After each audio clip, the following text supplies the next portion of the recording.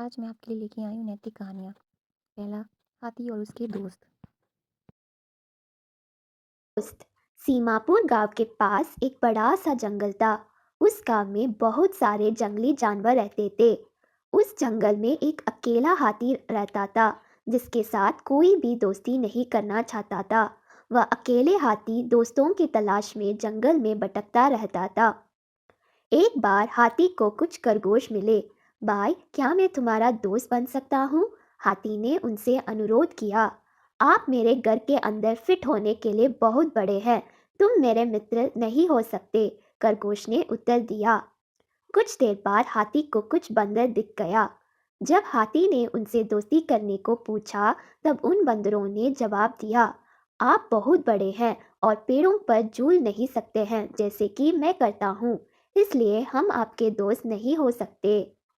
फिर हाथी को एक मेंढक मिला और पूछा कि क्या वह उसका दोस्त हो सकता है। आप बहुत बड़े और भारी हैं, तुम मेरे तरह नहीं कूद सकते, मुझे क्षमा करें, लेकिन आप मेरे मित्र नहीं हो सकते, मेंढक ने उत्तर दिया। हाथी निराशा होकर आगे चला गया। वहां उसकी कुछ लोमड़ियों से मुलाकात हो गई और उसे वहां भी एक ही जवाब मिला कि वह बहुत बड़ा है। अगले दिन हाथी ने देखा कि जंगल के सभी जानवर डर के मारे भाग रहे थे। हाथी ने एक हिरन को रोका और पूछा कि क्या हो रहा है, और उसमें बताया गया कि एक बाघ सभी जानवरों पर हमला कर रहा है। हाथी अन्य कमजोर जानवरों को बाघ से बचाना चाहता था। वह जल्दी से बाघ के पास गया और बोला, फलित्सा, मेरे दोस्तों को अकेला छोड़ दो, इन्हें ना कहें, हम इस जंगल में मिलजुल कर रहते हैं। बाघ ने उसकी बात नहीं सुनी और हाथी को अपने रास्ते में जाने को कहा। बाघ सुनने को राजी नहीं था और हाथी को कोई अन्य तरीका भी नहीं दिख रहा था। हाथी ने बाघ को जोर से लात मार दी और बाघ डर के मारे वहां से भाग गया। हाथी ने कैसे अपने बहादुरी से बाघ को भगाया, ये देखकर सभी जानवर एकजुट हो गए। सीख, दोस्त सभी आकृति और आकार में आते हैं। दूसरा, दो मित्र और भालू। दो दोस्त एक घने जंगल से गुजर रहे थे।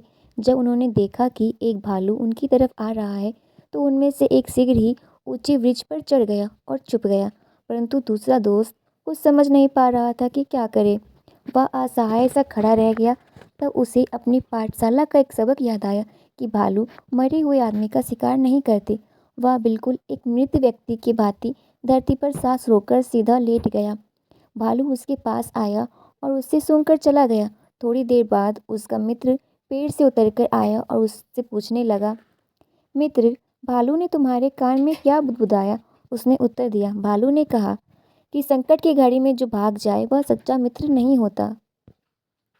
तीसरा, रानी और बोना।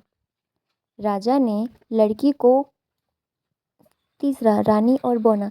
एक बार एक किसान था जो कहता था, मेरी बेटी भूसे से सोना बना सकती है। राजा ने यह सुना तो उसने लड़की को भूसे से सोना बनाने को कहा। लड़की को सोना बनाने नहीं आता था। वह रोने लगी। ह, ह, ह, ह। उसका रोना सुनकर एक बौना लड़की की मदद करने वहां आया। उसने सोना तो बना दिया, परंतु बदले में उसका हार ले लिया। राजा ने लड़की को और भूसा दे दिया। इस बार बौने ने सोने के बदले उससे उसका पहला बच्चा मांगा। लड़की के द्वारा भूसे से सोना बनाने से राजा बहुत प्रभावित हुआ और उसने लड़की से विवाह कर लिया। 1 साल बाद उनका बेटा पैदा हुआ। बौना बच्चे को लेने आया तो रानी ने बच्चे को देने से मना कर दिया। तब